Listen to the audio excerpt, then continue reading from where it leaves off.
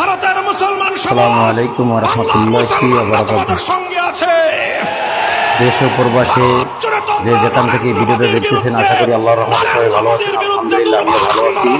আজকে একটি গুরুত্বপূর্ণ বিষয় নিয়ে আসলাম, যেটা কিছুদিন দেখলাম ভারতে যে মুসলমানের উপরে নিপীড়িত হচ্ছে, মুসলমানের উপর অত্যাচার করতেছে, মসজিদ ভেঙে মন্দির করতেছে, মসজিদে নামাজ পড়ে দিচ্ছে না তারা।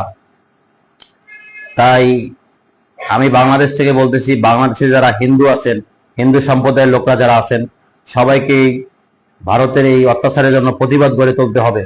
যারা হিন্দুরা আছেন, হিন্দু ঐক্য পরিষদ যারা আছেন, সবাইকে প্রতিবাদ করে তুলতে হবে। আমরা এই ভারতে মুসলমানের উপর নির্যাতিত কঠোর প্রতিবাদ করে আন্দোলন করে তোলেন, যেন ভারতে কোনো মুসলিমের উপরে অত্যাচার না আসে। আর বাংলাদেশ থেকে যারা হিন্দু ঐক্য পরিষদ আছেন, সবাইকে এটা ভারতের প্রতিবাদ করতে হবে। ভারতে কিছুদিন আগে বিজেপি জয় হয়েছে,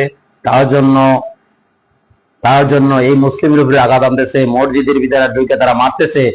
তাই বাংলাদেশ থেকে তীব্র নিন্দা ও প্রতিবাদ জানাচ্ছি। আপনি মুসলমানের উপরে নিপীড়িত বন্ধ করুন। ইন্ডিয়া সরকার আপনি যাই জয় হোক না কেন, আল্লাহ পাক আপনাদেরকে ছাড় দেয় কিন্তু ছেড়ে দেবে না।